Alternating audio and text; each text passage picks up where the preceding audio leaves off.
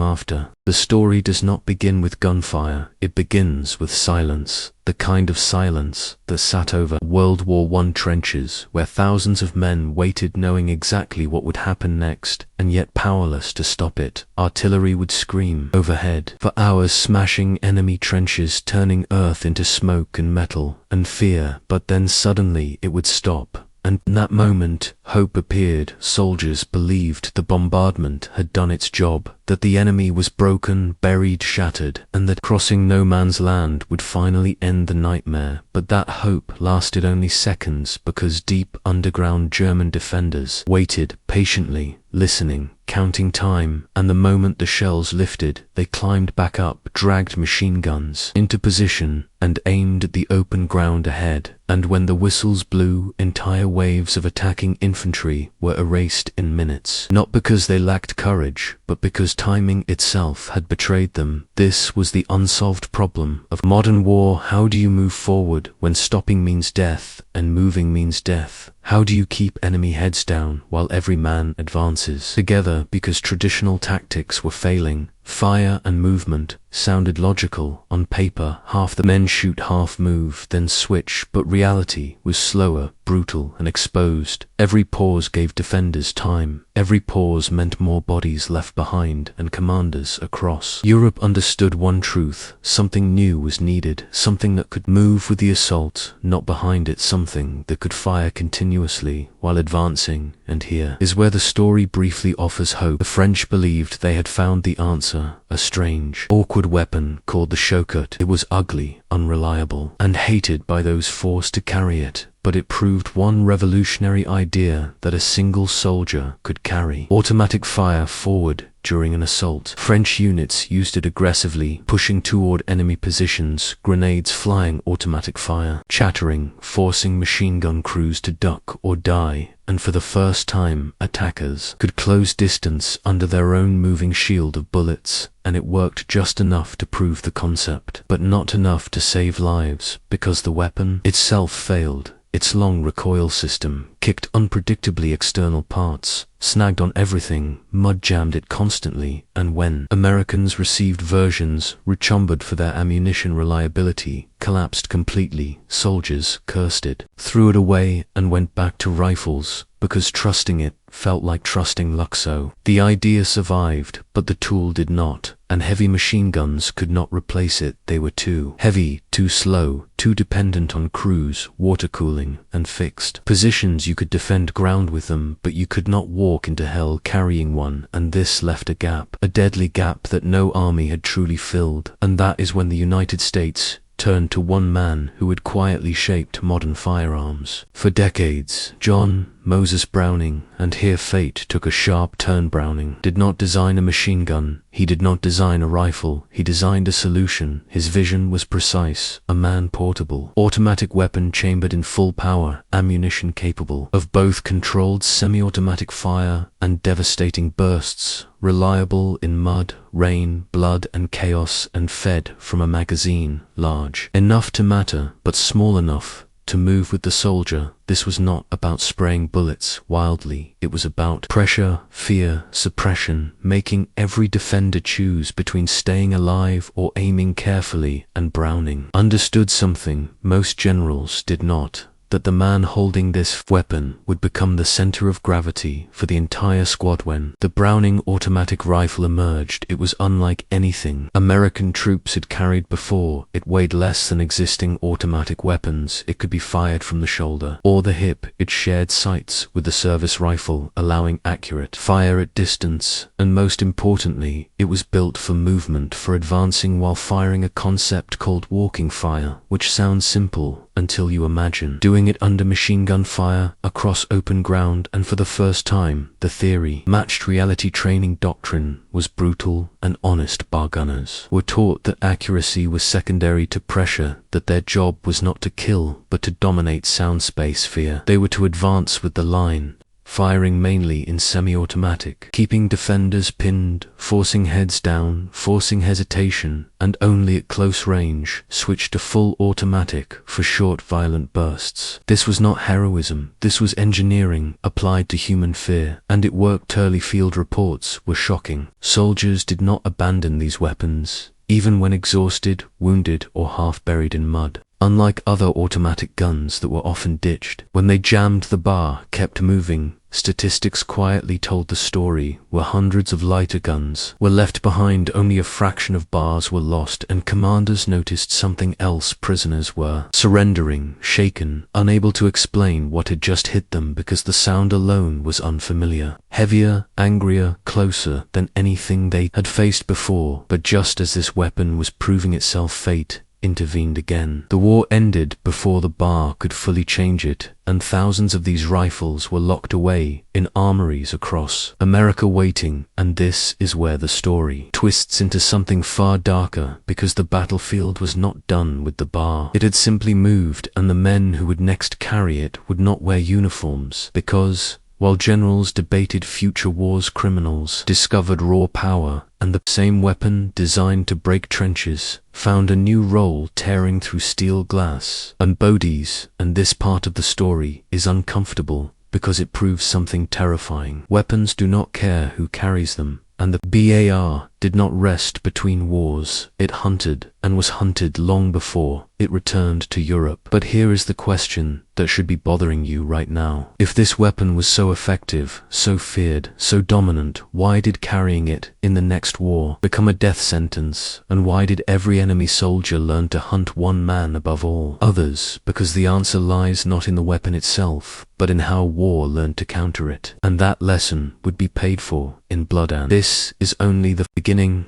The war ended, but the weapon did not rest. It simply disappeared into silence, locked behind steel doors. Inside armories scattered across America, places guarded lightly by part-time soldiers who never imagined that the most dangerous thing in the building was not outside, but waiting patiently on wooden racks, because history was about to prove that violence does not retire, it only changes. Uniforms. America entered the interwar years bruised, confused, and restless. Prohibition turned cities into battlegrounds where lawmen with revolvers faced criminals who adapted faster, learned faster, and escalated without hesitation. And in this chaos, the Browning automatic rifle quietly escaped military custody, not through conspiracy or betrayal, but through opportunity, because wherever discipline weakens, power leaks. Out-criminals quickly understood what the army had learned the hard way. This was not just a gun, it was authority. Clyde Barrow chose the bar not for noise or intimidation, but for physics, because 30 caliber rounds did what pistol bullets could not. They cut through steel engines, doors, trees, and men hiding behind the false comfort of cover. Police cars became coffins when bullets punched through them without slowing. And suddenly law enforcement realized they were fighting a war with the wrong tools. Shootouts that should have ended in minutes became massacres. Officers pinned down, unable to return effective fire. Splinters tearing through trees, walls, cars, while a single gun dominated entire streets, and the public watched in horror as newspapers printed photographs of wrecked vehicles riddled with holes that looked impossible. And for a brief moment, the bar gained a reputation more feared than admired, a symbol of unchecked power in the wrong hands. The government responded with fear disguised as law. The National Firearms Act was born not to ban, but to price danger out of reach. A tax so high, it silently admitted the truth that some weapons were too disruptive to exist freely. And yet even this could not erase what had already happened. The bar had proven something unsettling, that technology built for survival in war could overwhelm society when removed from its original purpose. But while America wrestled with this dark reflection, Europe was moving again. Armies rearmed, doctrines shifted, and old lessons were dusted off and misunderstood, because when the United States prepared for another global war, it looked at the bar and saw the wrong future. Instead of preserving what it did best, they tried to turn it into something it was never meant to. Beatty's new doctrine demanded a squad automatic weapon that could dominate sustained fire, something closer to a light machine gun than a walking rifle, and so engineers began bolting weight onto a design that had thrived on balanced bipods, rate reducers, flash suppressors, heavy stocks, and worst of all, the removal of semi-automatic fire, turning control into excess and excess into punishment for the man holding it. On paper, it looked like progress. Slower automatic fire, faster automatic fire, more stability, more equipment, but on the battlefield, it meant fatigue jams and a weapon that punished its operator for every second. It stayed alive because the heavier it became, the more it demanded static positions, and the more static it became, the easier it was to target. And somewhere in this transformation, the BAR crossed a line from asset to liability. Yet soldiers adapted the way soldiers always do, by discarding theory and keeping reality. Marines threw away bipods, ditched extra parts,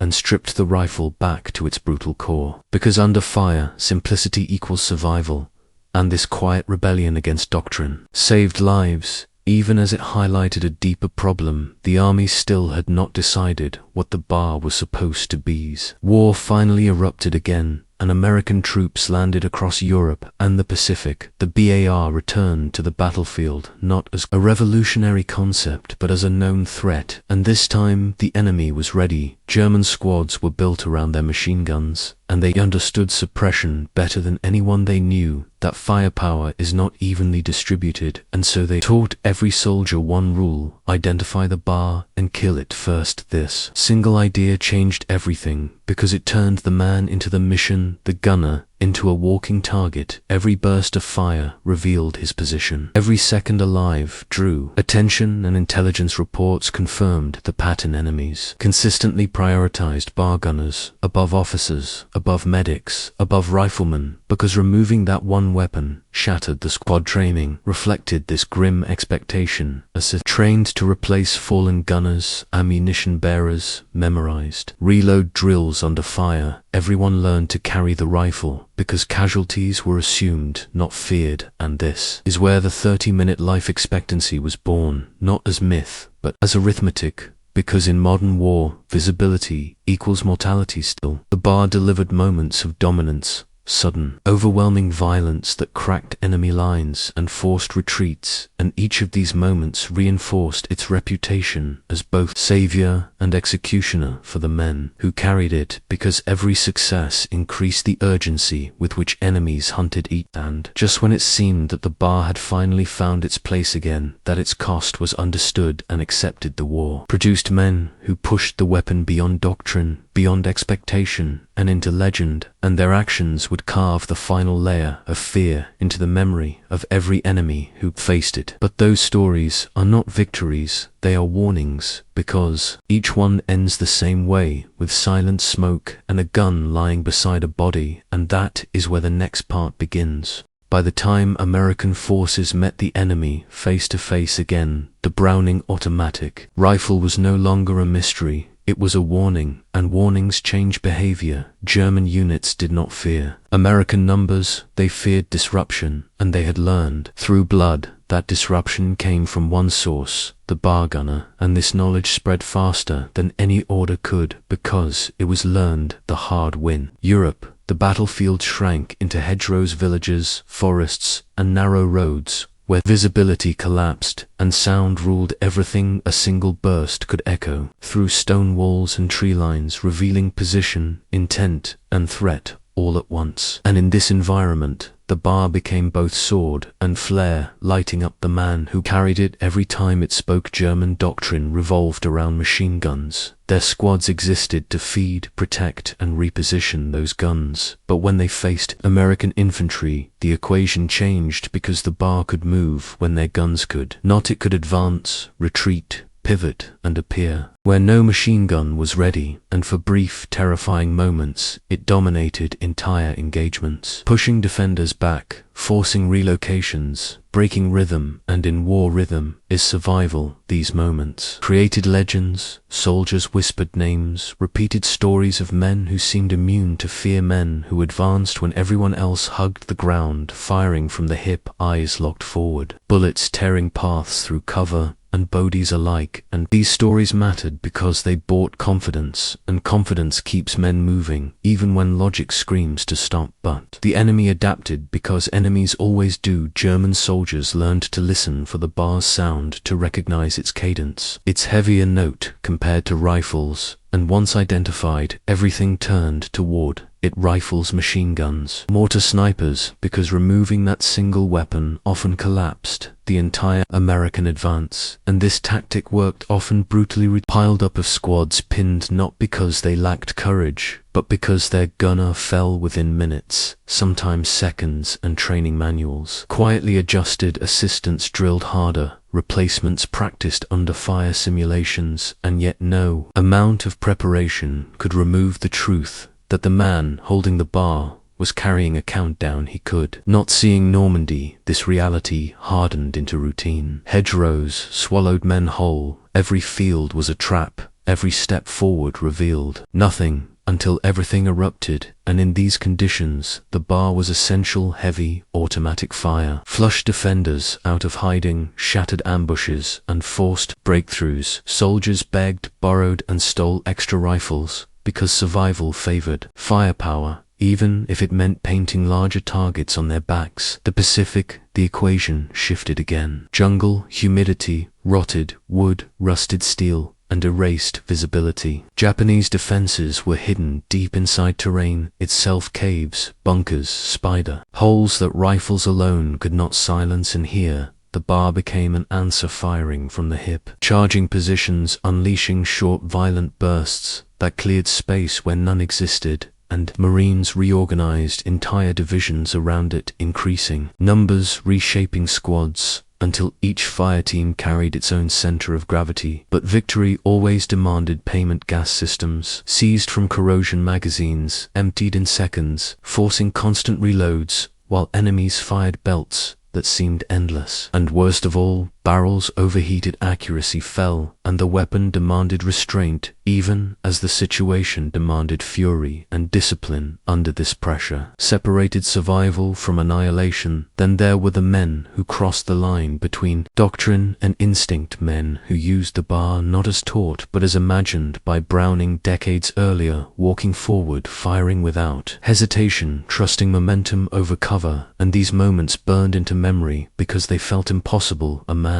kneeling in the open, drawing all fire to himself so others could escape, another charging uphill through machine gun fire until ammunition ran dry, holding ground alone against numbers that should have overwhelmed him. And these acts worked just long enough to matter. They created the illusion that the bar could bend fate, that sheer aggression could override planning, and sometimes it did. Entire enemy positions collapsed under unexpected pressure. Prisoners surrendered, stunned, shaken, unable to explain what they had faced. And for a moment, it felt like the weapon had fulfilled its promise. But this illusion was dangerous because it hid the cost. Every story ended with silence or evacuation or death medals pinned to names carved into stone, and the weapon remained beside them, heavy, cooling, unused, waiting for the next hands to take it up and continue the cycle. As the war ground on the BAR remained indispensable and inadequate at the same time, outgunned by true machine guns, yet far more flexible than rifles, caught between roles, forced to compensate for doctrine that never fully decided what it was meant to be, and soldiers paid for that indecision daily. By the time the war reached its final stages, the bar had earned fear, respect,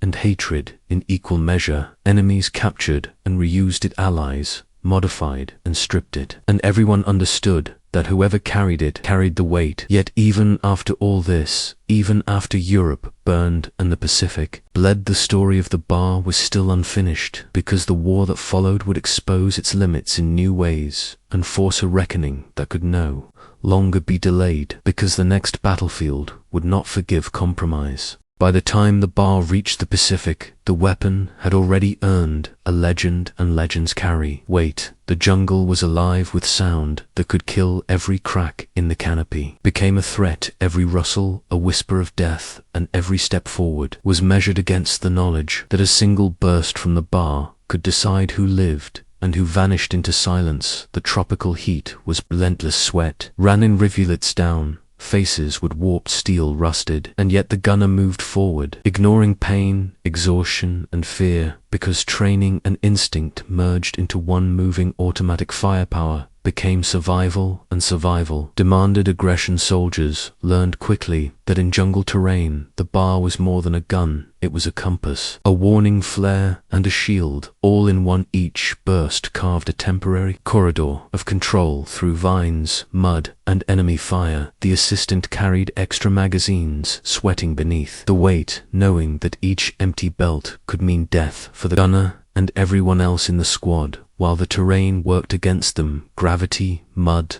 and roots. Slowing each advance, the BAR forced the enemy to reveal themselves, and those who hesitated were caught in sudden flashes of automatic fire. The noise of bullets tearing through brush echoed like rolling thunder, and the enemy learned to anticipate the sound. And yet, anticipation was never enough, because the BAR had a rhythm that defied logic, and only intuition could match in these conditions. Every engagement was unpredictable. Every hillock, every ruined building could conceal an ambush. The gunner advanced, firing from the hip, moving between cover that often did not exist, trusting instincts and training. Simultaneously, each burst aimed not to hit, but to dominate the space the enemy occupied, to force heads down, to suppress fire that could have killed dozens. And in this dance of death, few survived untouched. The squad moved as one body around this engine of fire, the BAR acting as conductor, commanding tempo, movement, and chaos in equal measure. But it was never perfect. The humidity corroded the gas system, the wooden stocks rotted, the 20-round magazines emptied in seconds, forcing constant reloading every moment of distraction. A potential death sentence, and yet soldiers adapted, stripping the weapon of unnecessary weight, ignoring bipods, sights, and anything that interfered with walking fire. Every adjustment bringing the BAR closer to the pure concept Browning had envisioned decades before, a man-portable weapon that could advance, suppress, and survive the worst conditions, while the squad relied on him to carry forward the line of assault stories circulated of men who defied probability, stepping into open fire to draw attention from the rest of their squads, kneeling fully exposed, allowing others to withdraw across roads, fields, and cratered ground, bodies hitting the dirt around them, bullets ripping paths of death and destruction in their wake. Yet these actions were calculated and instinctive, a merging of training and necessity, and when one gunner fell, another stepped forward. The squad drilled for this inevitability, every soldier practicing the steps until survival became methodical repetition. Yet chaos never disappeared. It was always present, waiting for the slightest error to turn the tables. The Pacific, the BAR, became a symbol not only of firepower, but of desperation, courage, and improvisation. Marines modified their weapons, stripped stocks, shortened barrels, welded magazines together, creating crude versions of more advanced designs to extend firepower beyond what the original could hold. And yet every innovation came with a cost. Barrels overheated, accuracy fell, and the enemy learned to bait the gunners into overextending themselves, relying on the assumption that the weapon was predictable. Yet unpredictability was the BAR's true strength. No manual could teach the nuances of walking fire in dense foliage or undershelling. The operator alone would determine how effective the weapon could be. Winning moments were fleeting explosions of hope. A hill taken, a position cleared, a squad saved. Yet even these moments carried the taste of fear, because the BAR demanded payment. With every engagement, the gunner was always a target.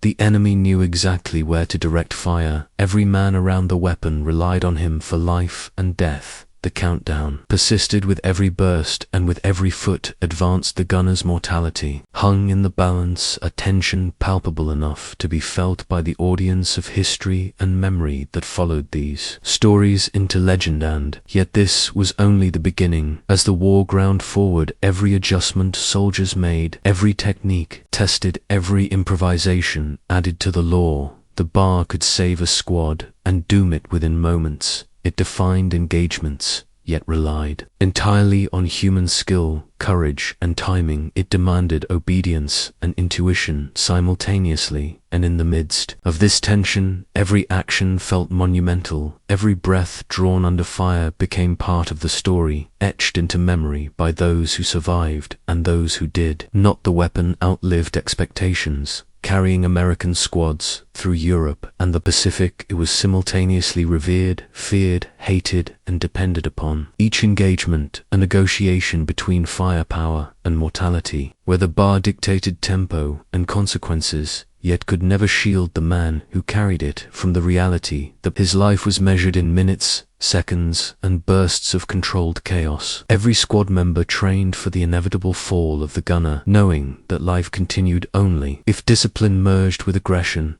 and even then, luck had a voice and fate a hand in every burst of fire. By the time the war approached its conclusion, the bar had cemented a reputation that would endure decades. Heavier, faster, more temperamental weapons would emerge, yet none carried the same story, the same reliance on human courage intertwined with mechanical reliability. The battlefield had refined the weapon through necessity and horror, and it had shaped men, in return men who became symbols of determination and terror in equal measure. The stories they created would ripple through history, a weapon simple in concept, yet impossible in execution, demanding every ounce of skill and courage its operators could muster, while shaping the destiny of entire engagements and shaping the legend of the man who carried it. By the time the final campaigns unfolded, the bar had transcended mechanical existence and became a force of psychological terror. Soldiers knew the sound before they saw it. Each staccato burst a harbinger of chaos, and every man who carried it was caught in a tension so dense it bent perception, reality, and instinct merged into one. Every decision, measured in survival instinct, bullets flew like water over rocks, and the terrain itself seemed to conspire against movement-dense mud craters, and wrecked vehicles turned every advance into a negotiation with death. The jungle, the hedgerows, and ruined towns became a canvas for violence, and the bar painted every stroke with devastating precision. Men on both sides quickly learned that when the bar spoke, the world slowed, and yet this power was double-edged. The heavier the rifle, the more it demanded from the gunner. The more every second exposed him to fatal precision. The machine gun of the enemy did not sleep. It adapted, it stalked, and it waited for the moment the gunner faltered, and every squad moved in sync around this living engine of fire, knowing that even a brief hesitation could collapse the line and turn survival into a memory. The rhythm of combat became a cycle of domination and vulnerability, every breath a risk, every step a gamble, and the operator's focus was both weapon and shield. The winning moments came suddenly, explosions of brilliance, where squads advanced, pushed back, defenders cleared ambushes, but they always carried the aftertaste of fear, because the victory was temporary. The bar demanded constant attention, repairs, and reloads under pressure conditions, impossible to replicate yet crucial for survival. Improvisation became the lifeline, stripping excess weight, modifying barrels, welding magazines,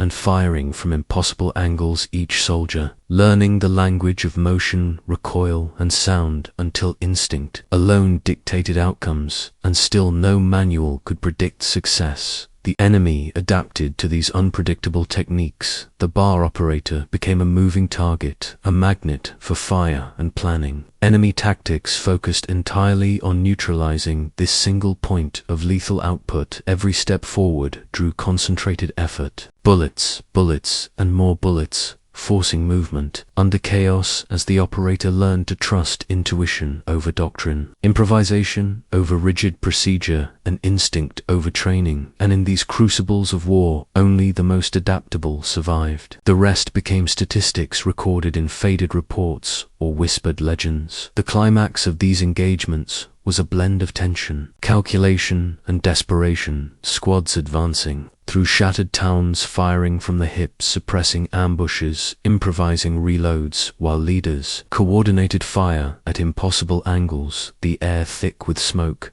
dust, and the echo of gunfire chaos. Visible on every face exhaustion, written in every movement, and yet the bar dictated tempo, control, and dominance, like a conductor in a symphony of violence, each burst telling the enemy where they could not be, each pause defining survival for the squad. By the end of the war, the bar had left a mark on history, not as a tool, but as a legend, a weapon that demanded courage and punished hesitation, a force that shaped tactics and strategy, not by design, but through relentless trial by fire. It transformed ordinary men into symbols of aggression, discipline, and improvisation, and shaped the narrative of every battle it touched. Fear, respect, admiration, and horror merged into one as stories traveled from battlefield to battlefield, and even years later, historians and soldiers alike reflected on what the weapon had demanded from those who carried it and those who faced it tanned. Yet even in victory, the story never truly ends, because every lesson learned, every improvisation, every risk taken feeds the next generation of soldiers and engineers. The legacy of firepower and survival becomes a caution, a guide and a myth intertwined, and the bar remains in memory as a weapon that was as much human as mechanical, every engagement, measure of skill, courage, and fatal inevitability. So if you want to explore more stories like this, to unravel legends that shaped history, to witness courage, chaos, and survival like never before, make sure you hit that subscribe button and stay with us, because the next story is waiting to pull you into another world of mystery and intensity.